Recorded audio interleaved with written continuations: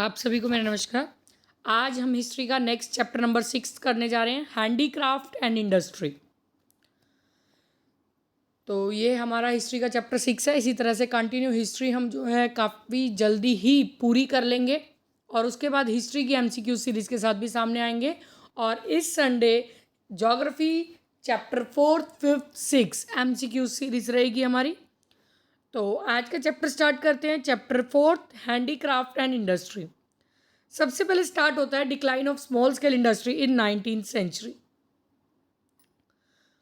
British rule के establish होने से पहले जो इंडियन विलेजर्स थे, जैसे कि blacksmith, weaver, farmers, iron smith, cobbler, पोल्चर्स, ये जो हैं चीज़ें बनाते थे और एक दूसरे की ज़रूरतों को पूरा किया करते थे। हाथ से बना सामान, स्मॉल स्केल इंडस्ट्री, यही इनकी जीविका का साधन था।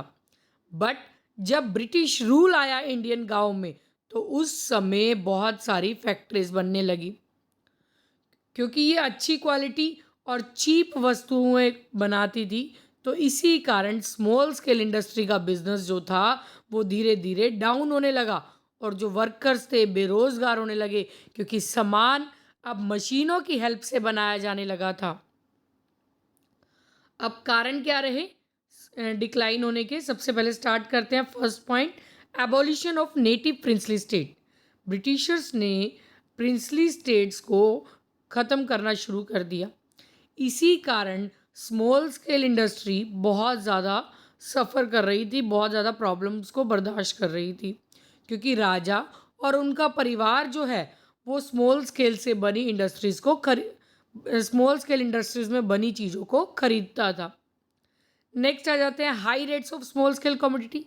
जो रेट्स हैं स्मॉल स्केल कमोडिटीज़ के वो बहुत ज़्यादा होते थे, क्योंकि हाथ से बनाते थे, लेबर उनको प्रिपेयर करती थी, तो लेबर के वेजेस देना, उनकी ज़रूरतें पूरी करना, जिसके कारण चीज़ें महंगी पड़ती थी।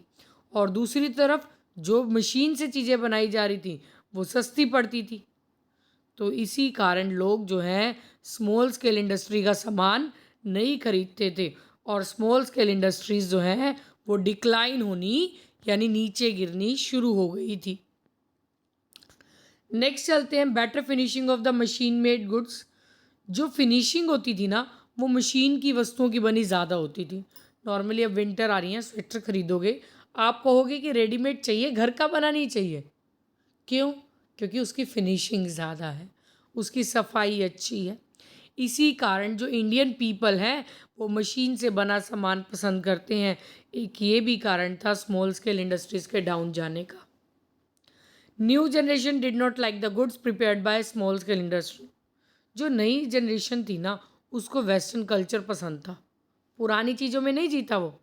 और दूसरी तरफ जो चीज़ें फैक्ट्री में बनाई जा रही थी उसकी फिनिशिंग अच्छी थी, दिखने में वो अच्छी थी।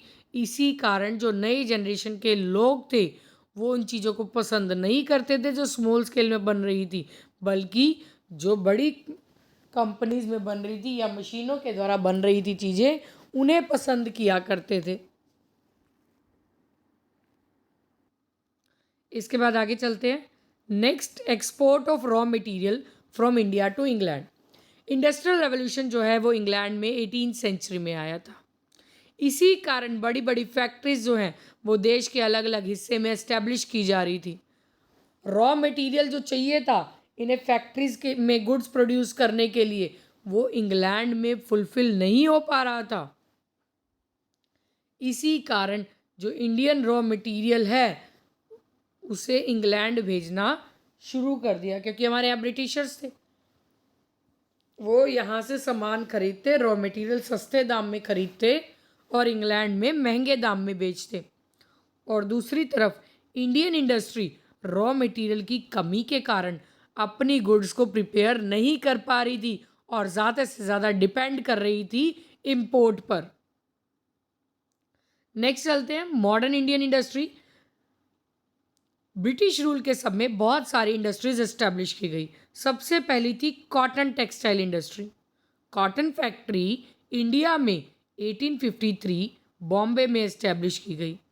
इसके बाद बहुत सारी क्लॉथ मिल्स एस्टैब्लिश की गई और फिर लगातार इंडस्ट्रीज ग्रो करने लगी, जैसे कि अहमदाबाद, नागपुर में इंडस्ट्रीज खोली गई 1877 में। अब यहाँ से एमसीक्यूज आपका साथ के साथ बनते हैं और क्वेश्चन भी बनता है।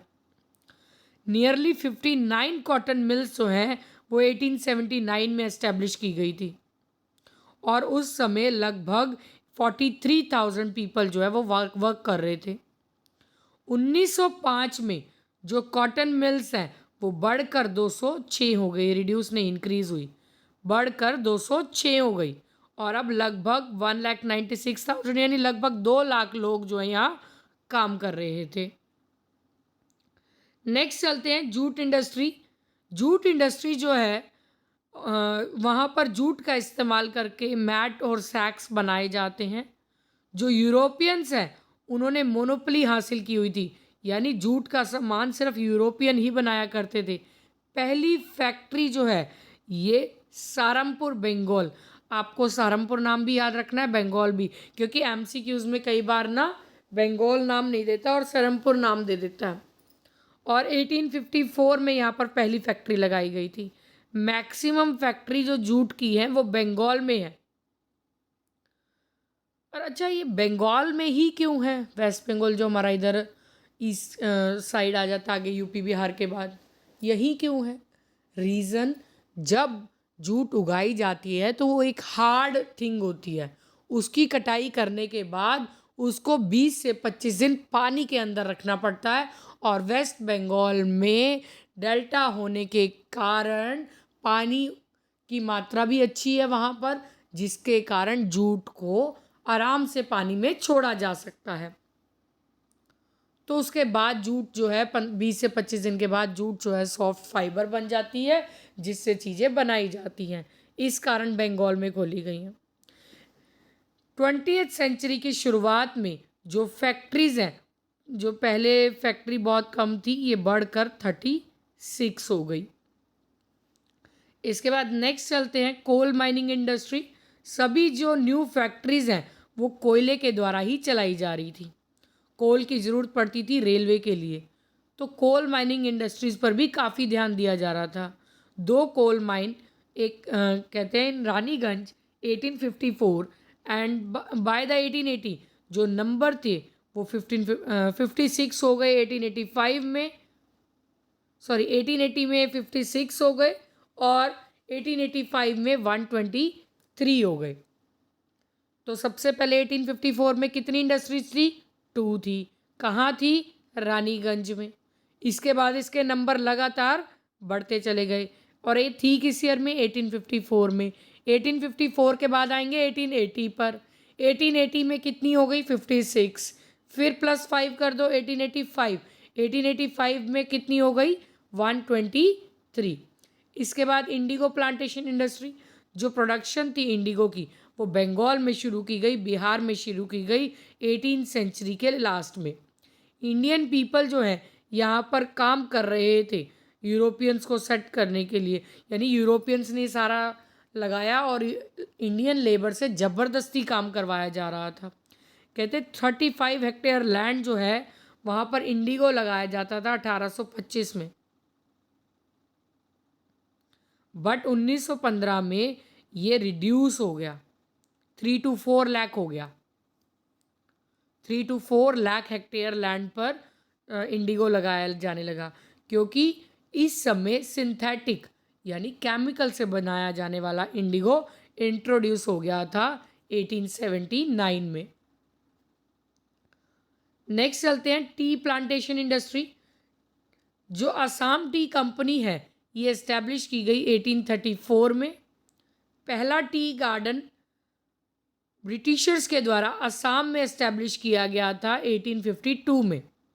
1920 एडी में टी जो है लगभग 7 हेक्टेयर लैंड पर प्रोड्यूस की जाती थी। इस समय जो चाय की कीमत थी वो लगभग 34 करोड़ पाउंड थी, जो इंडिया से दूसरे देशों में भेजी जाती थी।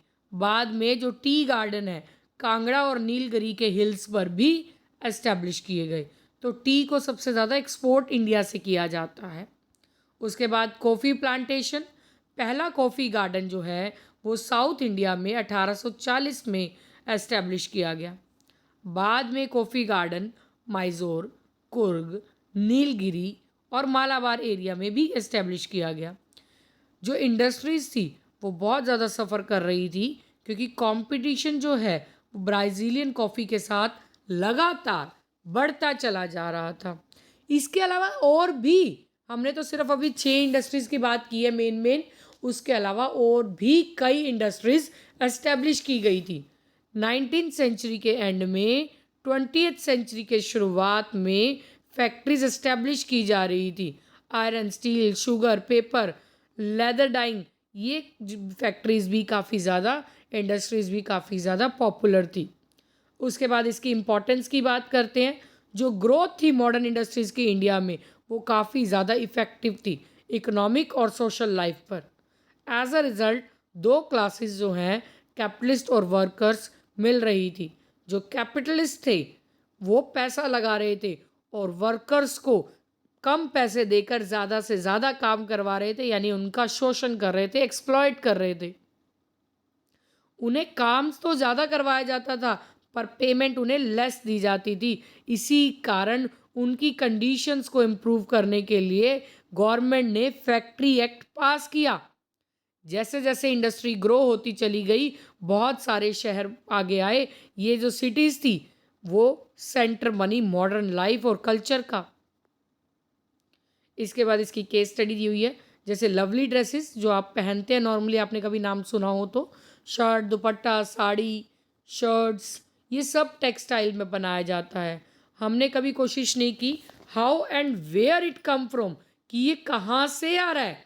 तो हम इसके इतिहास में देखें, प्री हिस्टोरिक पीरियड, जो कपड़ा है यानी इंसान जो है वो इन जानवरों की चमड़ी को पहना करता था और बाद में उसने कपड़े की बुनती शुरू की।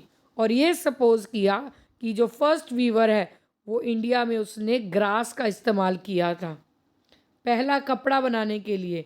बाद में अलग अलग डिज़ाइन, अलग अलग धागे से, अलग अलग फाइबर से कपड़ा बनाया जाने लगा। मोहनजोदाड़ो और हड़प्पा संस्कृति के समय जो आर्कियोलॉजिस्ट थे, खुदाई के समय कपड़े के प्रूफ मिले हैं, कॉटन फैब्रिक के प्रूफ मिले हैं। कश्मीर में मैट बनाए जाते थे बुनती करके, और जो वीविंग है वो लगभग 4000 साल पहले से चल रही है। इंडियन टेक्सटाइल पूरी दुनिया में फेमस है। यूरोपियन इंडिया आए थे टेक्सटाइल और स्पाइसेस में व्यापार करने के लिए। जैसे इंडस्ट्रियल रेवोल्यूशन आया, बड़ी बड़ी टेक्सटाइल मिल्स सेटअप की गई। ये जो मिल्स हैं much more than simple handloom, simple handloom से ज़्यादा अच्छा जो कपड़ा है वो प्रोड्यूस करती थी। इंडस्ट्रियल रेवोल्यूशन जो है वो स्टार्ट हुआ इंग्लैंड में और टेक्सटाइल इंडस्ट्री इंडिया में धीरे धीरे डाउन आने लगी। 20th सेंचुरी में महात्मा गांधी की लीडरशिप के अंडर कॉटन और सिल्क क्लॉथ बनाने शुरू किए गए। नई इकोनॉमिक पॉलिसी जो थी सरकार की, उसके कारण हमारी टेक्सटाइल इंडस्ट्री में ग्रोथ होने लगी। जो गवर्नमेंट है उसने जो लिबरलाइज्ड मेजर्स थे उनको कैलकुलेट करना शुरू किया और एक्सपोर्ट और इंपोर्ट जो था उसका बेनिफिट जो है वो सरकार ने लोगों को देना शुरू किया।